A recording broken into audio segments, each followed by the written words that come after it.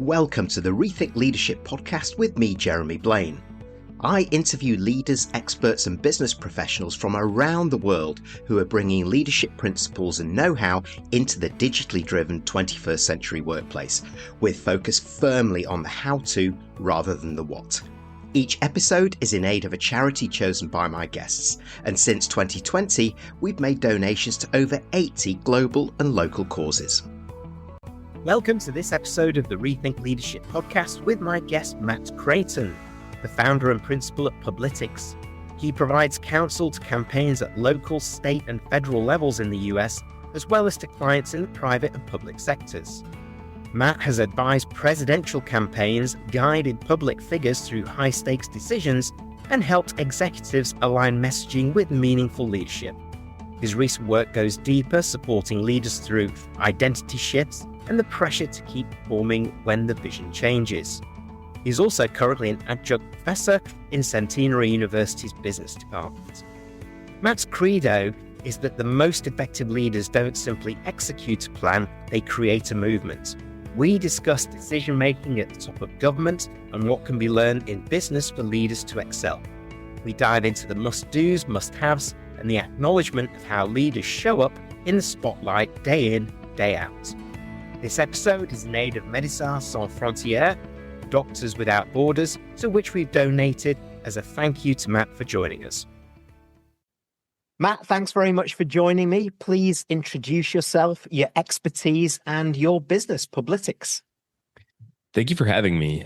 So I am the founder and principal of Publitics and a new venture, M2 Aspire, which I can talk about a little bit too as well. So going back almost 14 years to the day, I founded Publitics right out of grad school with this dream to become a political consultant. After some twists and turns early in my career with a couple of different jobs and aspirations, I landed on this in a somewhat unlikely way. And so I filed the paperwork, started the company, and have been doing this for 14 years. So we initially had worked with exclusively political candidates for political office. So local level on up to Congress and some other offices in the United States. Since then, we had begun working with clients in the public-private sector on communications problems, strategic communications, brand positioning, public affairs, policy advocacy, a lot of crisis communications work. And as a part of that work, we've had the opportunity to work with leaders in all sorts of different sectors, whether that's, again, the private sector, so executives trying to figure out how to talk about certain issues or talk about their brand or their own personal brand, all the way to folks who have held elective office in the United States, who again are both trying to communicate their policy agenda, but then also get reelected or elected for the first time. So that's what I've been doing for the last 14 years, running that firm, and then just launched. I guess it's sort of a companion, but or similar work, and I can get into it a little bit later. But M2 Aspire with my partner. Molly McGarrick, who also works with me at Publitics, is leadership sort of development consultancy, where we focus on a lot of the issues that was. So typically, I'll just give you a little bit of background. Typically at Publitics, right, we're brought in to solve a communications issue. So how to talk about something. So you develop whatever message and then figure out how you're going to distribute that message, whether it's through a speech, through an op-ed, whether a television advertisement, digital advertising, direct mail, so you name it, whatever it is, and then we figure that out and get it out there. What we saw over the course of what I saw over the course of the last 14 years, and then collectively, as we've worked with a lot of leaders, is that you need to get into the right mindset before you can actually communicate the thing that you need to communicate. And so we started to see all sorts of organizational issues that were contributing to communications problems. So that's what I would, tell clients is that, there are problems and then there are communications problems, right? And a lot of times people brought us in thinking they had a communications problem, when in reality, there's a problem that needs to be solved before you can even get to that point. So that's sort of how we land at today. Yeah, so difference between the symptoms and the root causes, right? And then you can see that first thing. So M to Aspire, that's Matt and Molly Aspire, is that right? That's correct. Yeah. Okay, Got right, it. Nailed great. it. Great, Yeah, there excellent. you go. Uh, just, just for kicks, explain to me what a political consultant is. Sure. So it's a pretty broad range of things, right? So certain consultants specialize in different areas. Some are more generalists. So for our part, at our firm, we are full service. So we do everything from the television advertising you would see during a campaign for office, for Congress or Senate or governor or what have you. Digital advertising, so ads that get pushed out over through Meta, Facebook, or other websites that you see, and then there's also direct mail, which is still a tool that is used a lot in the States to reach voters, and so we also do that as well. In addition to counseling candidates on their actual message and strategy for that particular campaign. So figuring out how to talk about things. So to that end, we do a lot of market research, so polling, focus groups, message testing. So we help craft the entire strategy and blueprint for a campaign and then help execute on that. There are consultants who specialize in each of those areas as well.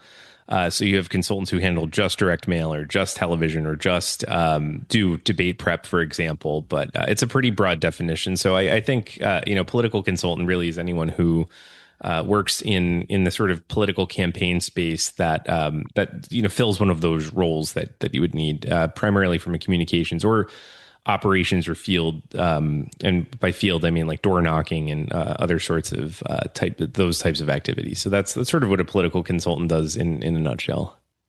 I know this is a little bit off topic for this, but it is related in some ways. So you're in an era now where political communication comes in all shapes and sizes, and all truths and untruths, I guess, around the world.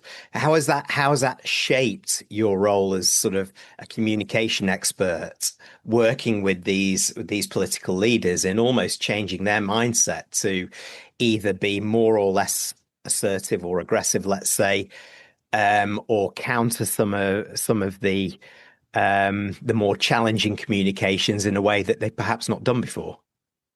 Yeah, that is a great question. So there have been a lot of shifts, and one of the things that we've had to do that you noted is actually convince the candidates themselves that we need to take a different approach to communication. So it used to be, looking back, 15 years when I first started. So at that point, Facebook was just becoming a tool that people were using for campaigns, right? Prior to that, there was some email that folks had sort of pioneered and figured out how to use for fundraising purposes. And then Twitter was starting to become a thing a couple of years later. So when I first started, it wasn't like that, right? So typically what you would do is you would do your television advertising, you do your direct mail, and that would be the bulk of your campaign. And, it was pretty cut and dry. And as we've moved beyond that, I mean, and this started way before, when I started Publitics, but beyond that, now all of a sudden attention is fragmented in a million different places. So as a candidate, like we've had to figure out, well, how do you capture attention first, but not do it in a way that's inauthentic or unconstructive, which again, I'm sure as a lot of people are watching our sort of political dramas unfold in this country and all over the globe in certain places, that you see these sort of unconstructive grabs for attention that are kind of harmful to the overall body politic, But so how we've shifted essentially in thinking that is really positioning the candidate as the main messenger, and it's sort of medium agnostic, right? It doesn't matter what medium you're shooting for. You just need to have a really good story to tell. And so we've really tried to pull people back into focusing on the story and the narrative. Like, what story are you going to tell? What's authentic to you, which is very important. And I think there's been a lot of conversation about authenticity in politics, because I think this is no knock on fellow consultants, but I think sometimes, and I might be arguing myself out of a job potentially here, but sometimes you have these campaigns where there's too much advice, and that I think floods a candidate's head with all these ideas about what looks to be authentic or relatable. So I mean, you see these odd moments sometimes where you have a candidate who might be more of a policy wonk, kind of in the weeds of things, like naturally in that space. But then, someone comes along and say, oh, well, we need to make you more relatable in some way. So we're going to have you go grab a beer and we're going to show your dog and on camera. And, you're going to talk about how you unwind with this, beer at the end of the night. It's like, well, and so then you end up with a very stilted kind of performance. Like, I'm opening this beer and I'm having this delicious drink with my very cute and relatable dog. And it's like this whole weird thing. So I think, trying to figure out what that authentic, unique story to that candidate is going to look like or sound like has been much more of a focus than trying to figure out exactly what mediums. Because if you don't have that, then you're not going to get to a place where people are going to pay attention to you and find your message compelling. It's interesting, as you've been talking, I can't help thinking that in many ways, or the question, why don't we have a similar approach for our leaders in business? They get very little of this in many ways. So perhaps if I take it to the first part of your journey, working mainly with public sector, government, senior level politicians, how is decision-making and communication shaped there, and what can we learn in business from that, and in terms of how we prepare for it, and secondly, how we deliver it? Yeah, so there are a lot of translatable skills, and I think the way that I've thought about campaigns over the years, and this is I think why we've been brought into other situations in the private sector that are what you would consider high stakes, kind of very sensitive situations, crisis communications, is that a campaign essentially is a business. You take all this stuff you need for a business. You have a team, you have a budget, you have a goal, right? And objectives, something essentially that you need to sell, which is the candidate and the candidate's ideas. You take all of that stuff, you stick it in a pressure cooker, and then you throw a timer on it, right? And you need to figure out how to accomplish all of those things by the time election day rolls around. And if you don't, you're probably not going to win that campaign. So essentially what you're doing is living the entire life cycle of a startup or a business within over the course of, for a presidential race in this country, it's probably a 2-year cycle, maybe 1.5 years if we're being more generous with it. Other campaigns, you're talking about 6 months, right? You have a 6-month window from when you announce to ultimately when election day is, to figure all of that stuff out. So, the big difference historically has been, and I think we're seeing this changing a little bit, historically has been that when you are running for a public office, every decision that you make, despite what people think, right? People think there's a lot of behind the scenes, kind of backroom transactional stuff going on. And yeah, there is some of that. But by and large, the decisions that you make are going to be very visible and very public. Because when you pass a policy or you pass a law, those things have implications for the most part for people in whatever geography you're looking at. So whether it's nationally, whether you're looking at a state, a town, bring it down to the smallest little town, right?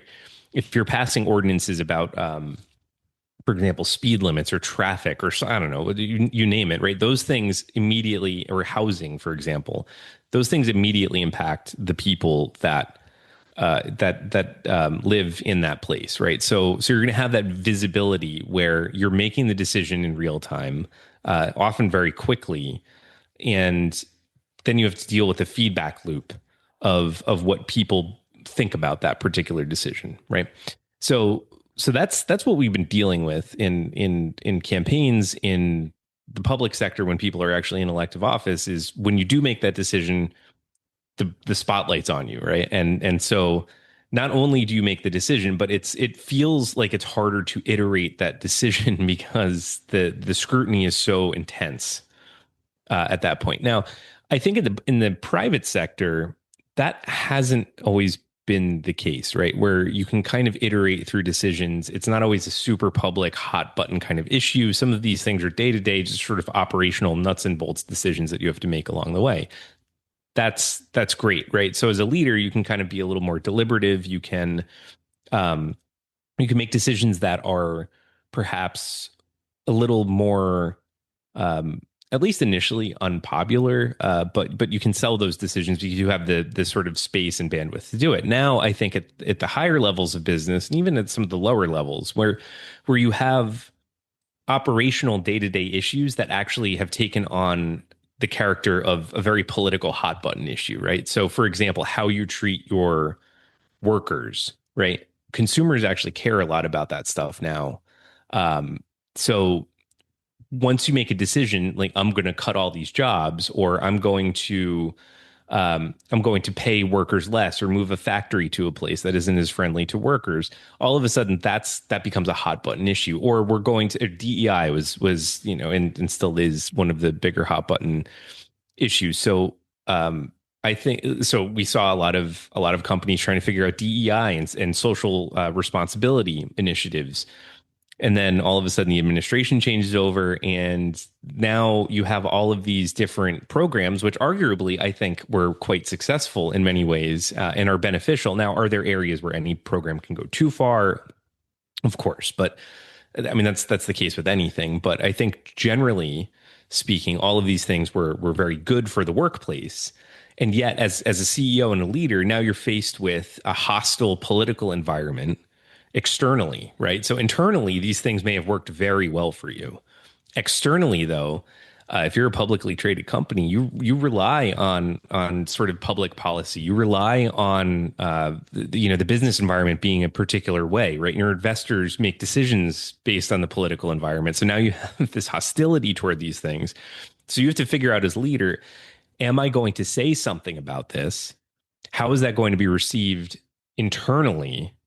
And will that accomplish the goal that I'm trying to accomplish externally, right? So all of a sudden the spotlight is on you, and you don't have a whole lot of wiggle room to figure it out. Because previously you could say, okay, I'm going to institute policies that cultivate a broader cross section of people, experiences, and from different backgrounds, and bring them into my company, because I think generally that's a good thing, where you have this diversity of experience, diversity of perspective.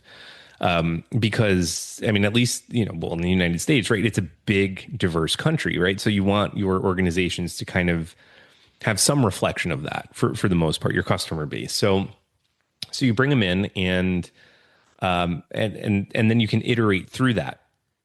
But when the spotlight's on like this and say, well, DEI is bad, all of a sudden it's like, get rid of your programs or else, right? So now the spotlight's on. You have to figure out how to make those decisions. So I think in some ways things were a lot different for a while. And that's not 100% true, but by and large, like decisions, you could make them a little bit behind the curtain, at least from public scrutiny. Now it's like, are you going to be facing a boycott? Are you going to be facing regulatory action? Are you going to be facing internal backlash for some of these decisions that you're making that seem to run counter to the values of your company? Yeah, it's a really interesting debate. And looking at it from across the pond, if you like, over there, it's being one step removed. It's even more interesting to observe what's happening. I really get the fact that you talk about generally leaders in businesses a bit more deliberative. It can be iterative. It can be really meaningful until the spotlight hits and the pressure then comes on in a more ad hoc way than in politics. But that is one of the examples of where it's on. And it was quite a surprise for me, a short-term surprise, but then not a medium-term surprise, when I saw big leaders in big well-known companies almost just overnight taking these things away, and the impact it had on their employees when you read things like Glassdoor and Reddit and the sentiment that was out there with it. A real kind of juxtaposition to that, what we need to do from a public perspective with looking after employees, making sure our customers are well looked after. It's a bit of a minefield at the moment, really, for many of them, I'm absolutely sure. And they maybe don't know which way to turn. What's your experience? Yeah, I mean, that's a really important point, is that I think now, because the spotlight is on, you have to make these pretty momentous decisions, high stakes decisions that appear to be dealing with a short-term issue, which is this sort of political hostility towards some of these programs. So you're just trying to get out of the jam that you're in today. And then you look at Glassdoor, you look at some of these other job review sites, you take a look at measures of culture and job satisfaction, and all of a sudden you start to see that people are quite nervous that you did a huge 180 on your stated values as a company, right? So that makes things feel pretty unsafe, I think, generally. And psychological safety, as you know, is incredibly important in an organization for it to function well. And all of a sudden, when you have a leader ripping the rug out, so you spend years and years and years saying, this matters to us, right? This particular thing matters to us. This is who we are as a company. And then one day, suddenly, you're faced with a little bit of an issue externally, and you switch up your tune on some of these things. All of a sudden, your employees are going to feel quite. They're going to be very uncomfortable. They're going to be suspicious. You're actually, I think, eroding trust fundamentally. And if you don't have trust as a leader, I think you're in a lot of trouble. So I mean, we've seen that. I mean, even some of the law firms, right, in the United States were targeted with executive orders, which this stuff, I mean, even saying it out loud, it just feels kind of crazy. But some of them essentially capitulated, and you saw that their workforce, like some of these firms lost business clients, some of these firms lost significant numbers of their workforce. So they, up and left to other firms that didn't capitulate. And, it's a really hard thing. Again, when you spend years and years and years drilling values, saying like, this is who we are, and then all of a sudden you're not, or at least you're saying you're not externally. So that's an incredibly difficult position to be in. I would say that it's sort of like you're looking at a mountain range, right? You're standing in front of a mountain, but like all you can see is that little hill in front of you, and you're like, oh, I can just run over this hill and forget about the mountain behind it, right? Because so you end up creating this huge problem down the line where it takes a long time to repair that trust with your workforce. So I think we're in an era where I think leaders feel that difficult, that real tension with and discomfort with being public figures themselves, right? So, and in some ways, it's not just about the organization and investor and shareholder value and all of those things. I think it's also partially, when you talk to some folks, it's like all of a sudden when you're in the spotlight, you're also the brand, right? So then you're worried about and whether it's conscious or subconscious, right? You're worried about what the perception of you as that leader is. So then it's like all sorts of stuff wrapped up into this sort of toxic stew that you're trying to navigate. And it's incredibly difficult. And I think in some cases, the easiest thing the easiest path forward, I think people look at is, well, maybe we just abandon our values and try to slap a Band-Aid on this thing and move forward. So, I mean, that's, I think what we're seeing is this issue. And then you have these sort of huge internal issues. And I would argue with that, you can't sacrifice that, right? That's not worth it. And I think there's a way to talk about things that's thoughtful. But you have to be prepared to be uncomfortable and to take some heat as a leader. And that's a huge thing that you see in campaigns, right? In the really successful candidates, I think when we're bringing it back to public office, and that can translate to the private sector, is that you're going to be under attack at some point, right? The whole point of a campaign is you're trying to make the case about why you're better than the other person in that campaign. And sometimes that includes someone throwing some mud at you. Sometimes those things are true. Sometimes they're not. Sometimes they're shades of truth. But the reality is you have to have a fairly thick skin. Otherwise, you make crazy decisions, right? And when you are under that pressure, under fire, you're going to feel like you need to react. And that's not always the best way to go, right? So the really successful candidates do a really great job of being able to sit with that for at least a moment before they react. Whereas, and you see that again in the public or private sector, that's a skill that I think, once you're in the spotlight, you need to figure out how to sit with that discomfort, whether it comes from your shareholders temporarily or comes from external sources or even internally. You just have to figure out how to sit in that and navigate it. It's, as you've been talking, I've been thinking about you and your role, so in Publitics, but also how you've evolved the business or how you saw an opportunity for M to Aspire because of the root causes that you've spotted. So it makes sense for me to just pause and ask you a question now. You've been at the center of a lot of these things in public office, in the corporate world, and wherever. And you're a leader of business yourself. So what have you learned along the way, and what have you adopted? Oh, I've learned so many things, and I'm still learning every day. So I think one of the things. Well, I'll give you a personal, sort of a personal view on something that I've learned as a leader in my own business is that having started it sort of as a solo act, right? I was by myself for a couple of years, and then brought on a partner, team grew after that.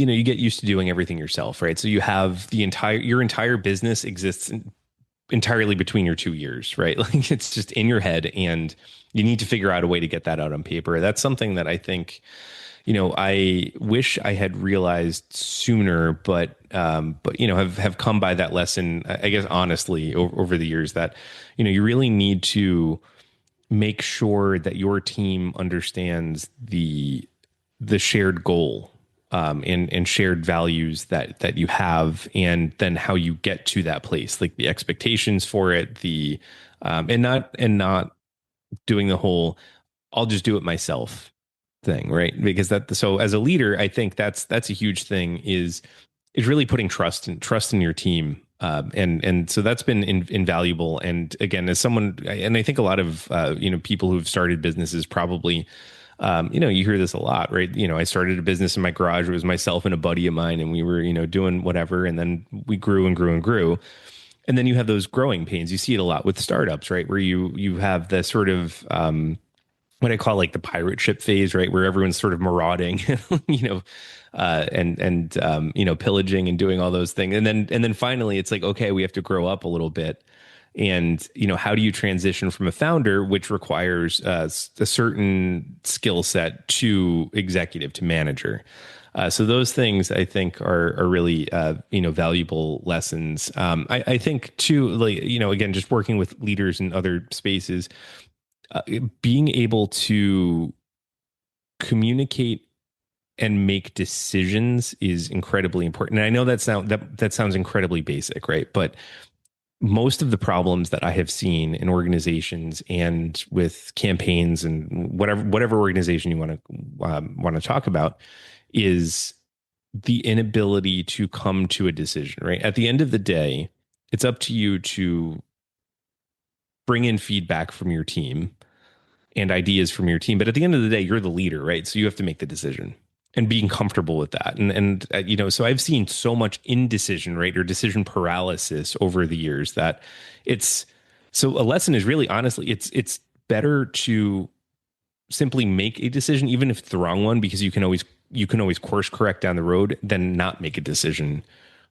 and just sit there and try to wait things out, and without any intention to do so. Now, there are, like, doing nothing is a decision sometimes, right? Like, okay, we're not going to do anything about this situation, and that's perfectly fine. But what I'm talking about is spinning in circles, essentially getting on that merry-go-round of, well, we don't know what to do. We don't know what to do. We don't know what to do. So I think that's another piece, is, again, getting comfortable with the fact that you have to make decisions, and not everyone's going to be happy with you.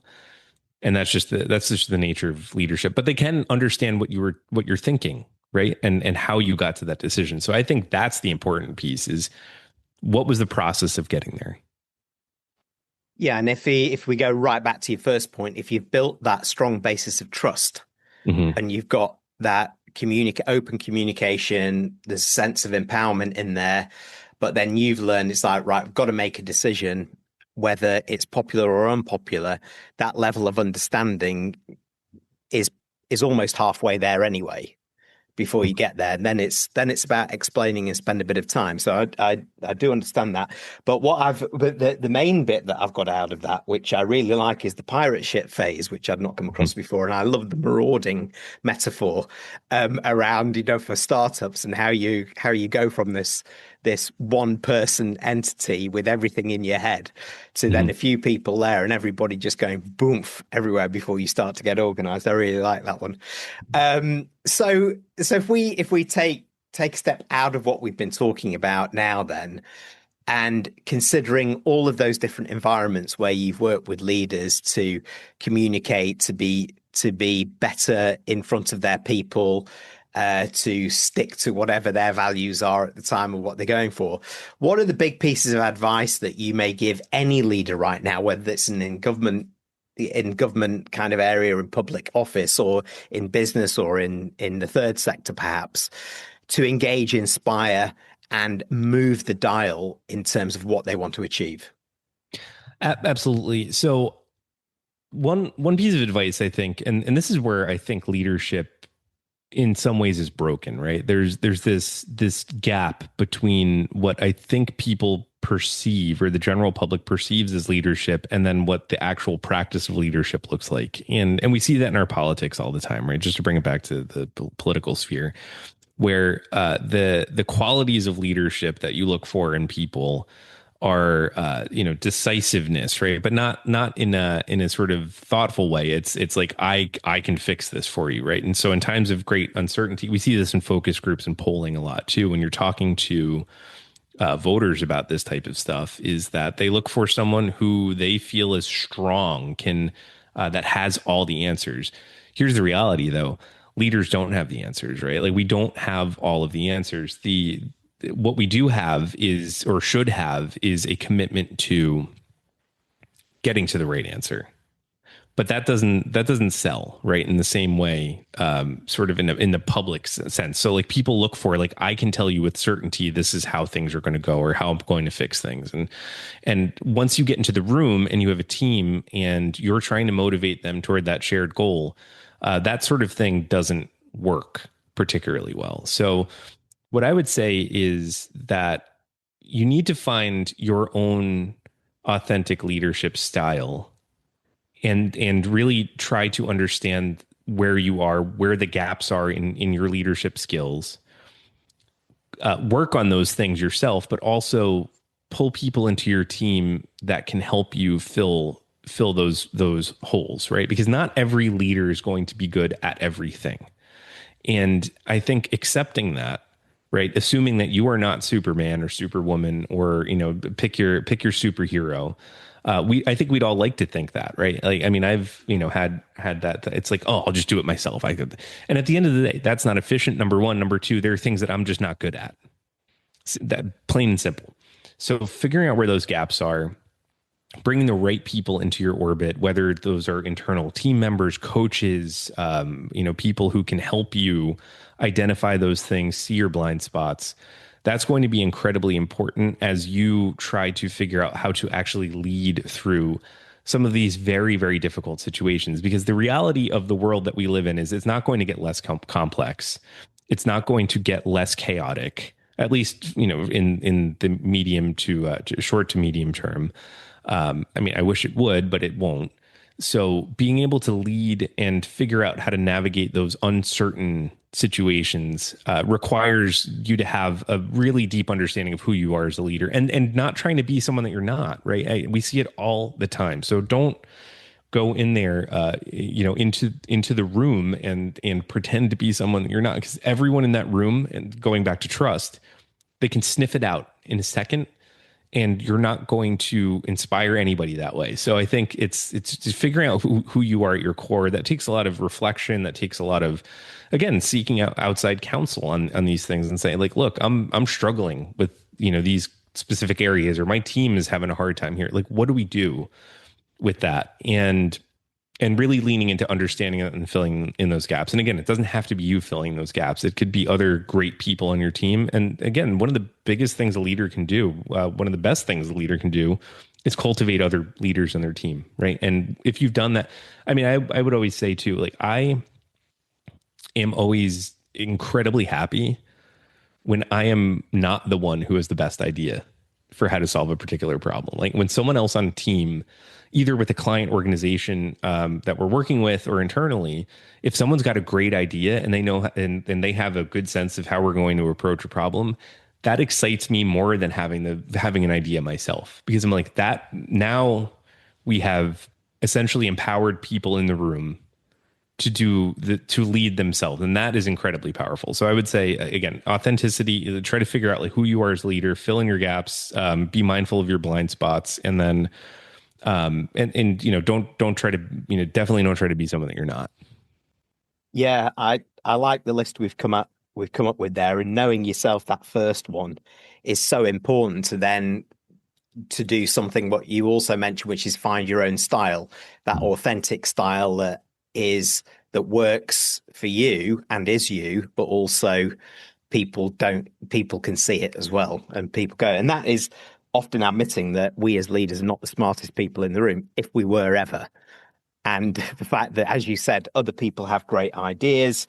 And while I'm developing myself, I need to do that with help. At the same time, I need to help and empower others, and accept that we're all in this together at some point. So demonstrating that vulnerability in some ways to people as a leader can play well, can play very strongly in certain organizations. Although, there is probably, I don't know how you would call it, toxic leadership at the moment around the world, where it's demonstrating that strength works and it's my way or the highway and I know everything, regardless of whether we know it's not the truth. So, I mean, how do you counter leaders like that?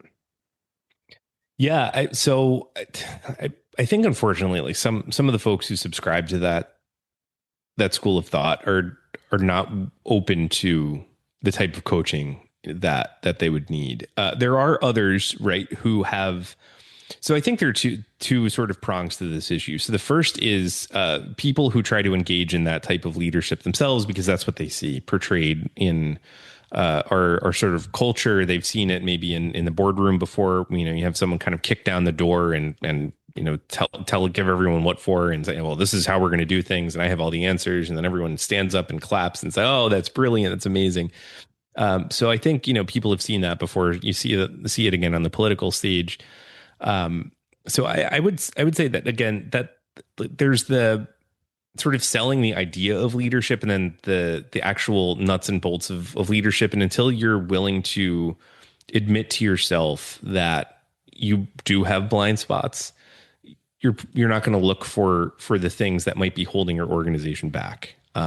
It'll show up, right? Eventually, it always does. It'll show up in your earnings. It'll show up in your assessments of culture. It'll show up in employee morale. It'll show up in productivity. So it does show up eventually. And you can fake it for a little while, but eventually, something breaks, right? And if you're the example at the top of the organization and other people are looking at you, so you're going to have managers who are looking at you and start to behave that same way.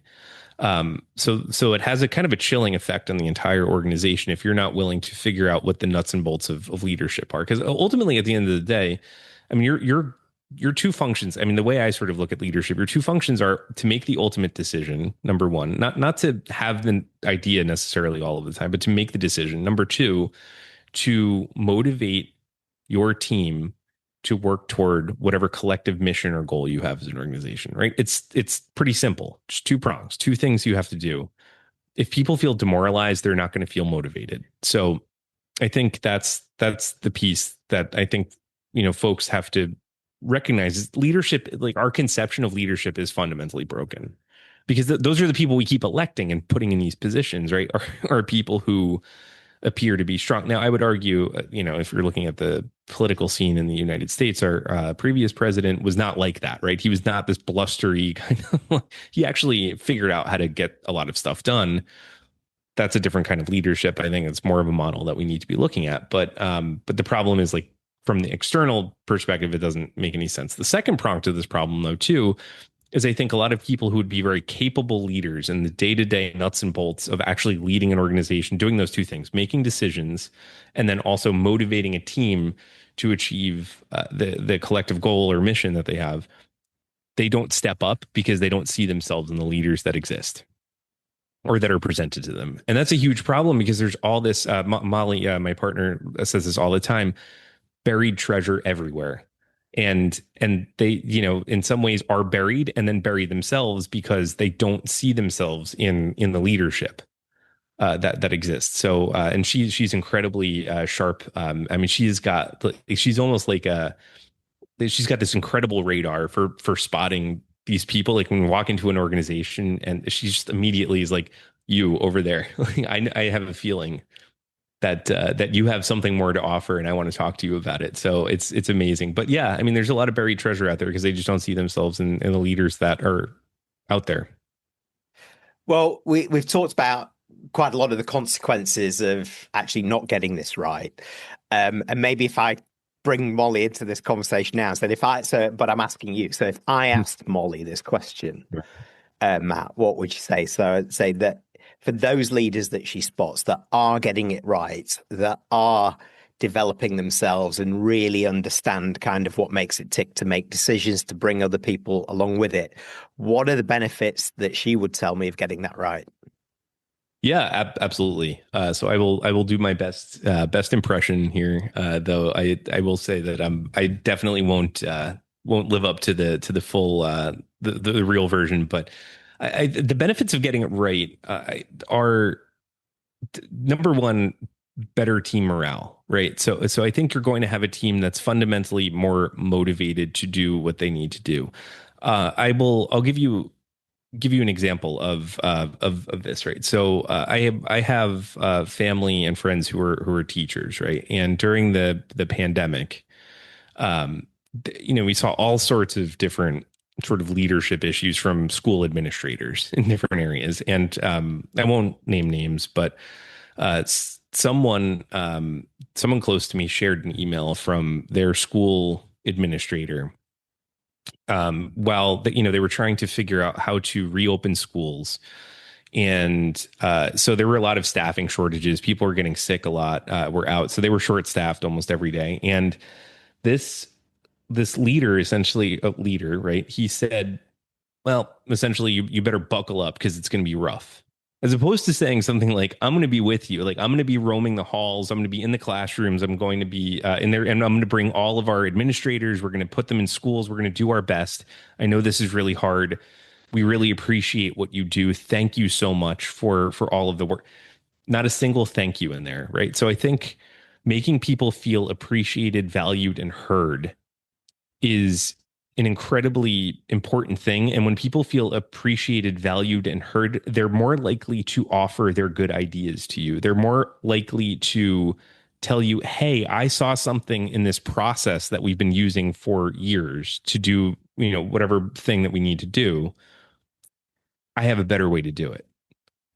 And I know how to do it. So, we've talked to a lot of people about like who have cultivated incredibly efficient teams at doing really high quality work in the darkest corners of sort of like an organization. So it's never surfaced because of whatever ego at the top, where you don't want to. I think as a leader too, you don't. I mean, some people just don't want to hear where they've been wrong, and that's completely the opposite of what needs. So that's how you end up with the buried treasure. Now, if you unearth that treasure, and then you could see, oh well, look, this team has been toiling away, and this particular manager figured out a system where everything works as it should work, and even better than we thought it could.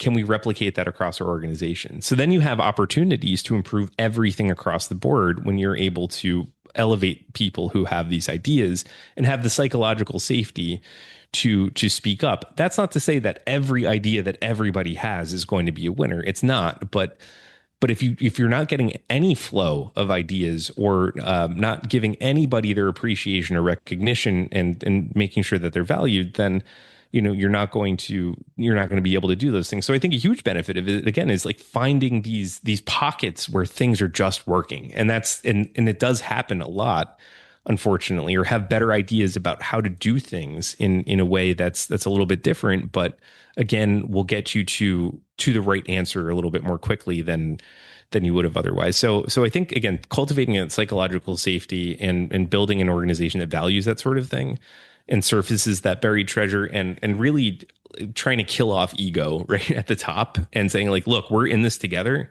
It's my job to make the decision, but I want to hear what you have to say. I want to recognize the work that you've done. That's incredibly powerful. Yeah, and with that ego left at the door, you've got much more chance for your employees to feel and say that they feel appreciated, valued, and heard, as you so rightly said. Well, sadly, we've come to the end of this conversation, and it's so interesting. You've got such a broad experience within this, and I've taken a lot. In fact, I've taken a lot of notes down here as well, which I'm going to be pondering over myself. So for those tuning in, Matt, how do people find out more about Publitics and M2 Aspire, and how do they connect with you? Sure, absolutely. So connecting with me, LinkedIn is the best way to find me, find all my contact info on there. So it's Matt Krayton, Krayton. And then m2aspire.com. So that's M and then numeral 2 aspire.com and publitics.com, where you can learn more about our work in both of those areas. So the communications and leadership development. Fantastic. So Matt Krayton, thanks very much for joining me. Thank you for having me. Really enjoyed our conversation. Thanks for tuning in to the Rethink Leadership podcast with me, Jeremy Blaine. Please like, comment, and support us on your favourite platform, and subscribe to our YouTube channel where you can watch as well as listen to each episode.